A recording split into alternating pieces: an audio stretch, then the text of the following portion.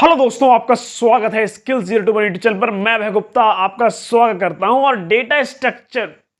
Database management system का 4th lecture है। और आज का लेक्चर बहुत इंटरेस्टिंग होने वाला है। और मैक्सिमम हर एक बार जब डेटाबेस का पेपर होता है, पेपर या कॉलेज या यूनिवर्सिटी कहीं भी, वो ये पूछते हैं या 2 मार्कर 3 मार्कर थोड़ा बड़ा कर दिया ब्रॉड करके 5 मार्कर में भी पूछ ही लेते हैं। तो इतना आसान होता है, तो ये टॉपिक भी बहुत आसान है। तो आइए बिना किसी देरी के तो बारी आती है कि स्कीमा क्या होता है। स्कीमा की जो डेफिनेशन है वो बहुत शॉर्ट लिखी है, आप चाहें तो गूगल करके और बड़ी लिख सकते हैं, पर मैं पेपर में फंसाने वाला काम नहीं करता हूं। नॉर्मल चीज बता दें, logical representation of the database. Database का जो लॉजिकल रिप्रेजेंटेशन होता है उसको हम बोलते हैं स्कीमा। अच्छा, तो हमें समझ में ये नहीं आ रहा कि लॉजिकल रिप्रेजेंटेशन क्या है। लॉजिकल रिप्रेजेंटेशन समझने के लिए आपको कुछ पॉइंट्स पता होने चाहिए।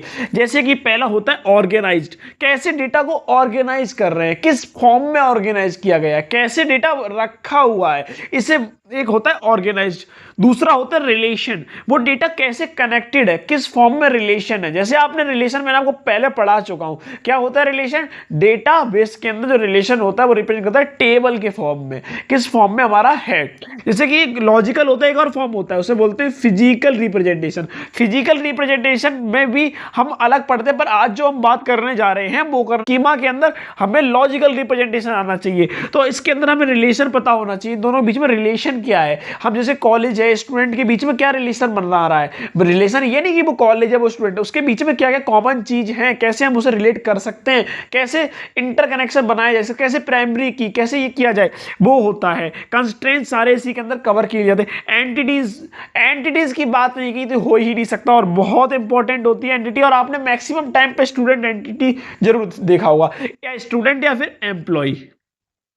एम्प्लॉय देखा होगा, एम्प्लॉय क्या मैंने employee ID, employee name, employee department हो गया, और स्टूडेंट का नेम हो गया, रोल नंबर हो गया, क्लास हो गया। तो ये क्या हो गई, जैसे हम देखो कभी कभार जब प्रोग्रामिंग लैंग्वेज पढ़ते हैं तो हम जो क्लास बनाते हैं, आप ऐसे मान सकते हो स्टूडेंट हमारी क्लास हो गई कि वो एग्जिस्ट नहीं करती। क्या स्टूडेंट आप किसी, मैं बोलता हूँ स्टूडेंट को बुला के लाओ, तो आप कितने स्टूडेंट बुला लाओगे, हजारों लाखों स्टूडेंट बुला लाओगे।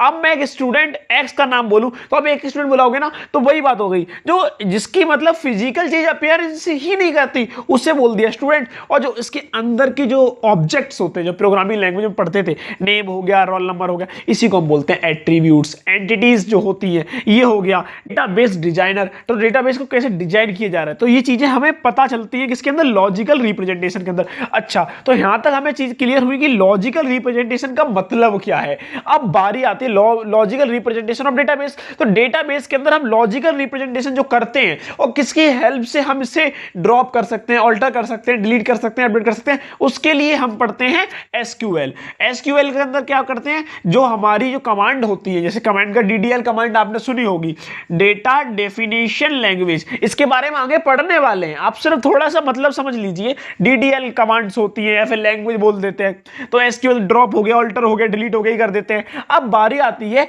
ये लॉजिकल रिप्रेजेंटेशन से हमें कंफ्यूजन हो रही है, क्योंकि अभी हमने पढ़ा था आरडीबीएमएस।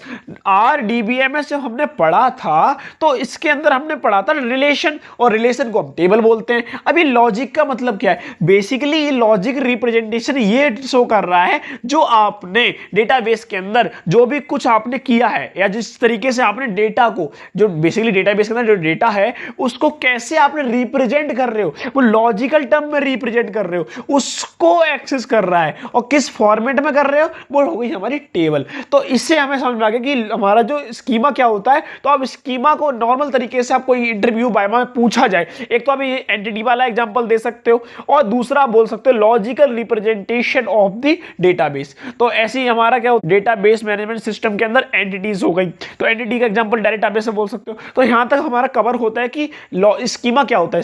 स्कीमा नथिंग बट, आप सिंपल बोलो, स्कीमा होता है लॉजिकल रिप्रेजेंटेशन ऑफ डेटाबेस। और लॉजिकल रिप्रेजेंटेशन को कैसे हमें शो करना है, कैसे बताना है, तो आप ये पॉइंट को थोड़ा एक्सप्रेस करके लिख सकते हो। दैट्स इनफ, इसके अलावा कुछ नहीं होता है। तो बहुत छोटी वीडियो रहने वाली है, तो मिलते हैं नेक्स्ट वीडियो में। ऐसे ही सीखते रहिए डेटाबेस मैनेजमेंट की सीरीज को। और कोई भी डाउट है तो इंस्टाग्राम पे आप हमें फॉलो करके डीएम कर सकते हैं, या फिर कमेंट सेक्शन में पूछ सकते हैं। आपका सॉल्यूशन विद इन हार्स के अंदर दिया जाएगा, और मैं भी एक दिन लग सकता है ज्यादा। और मिलते हैं नेक्स्ट वीडियो में। जय हिंद, जय भारत।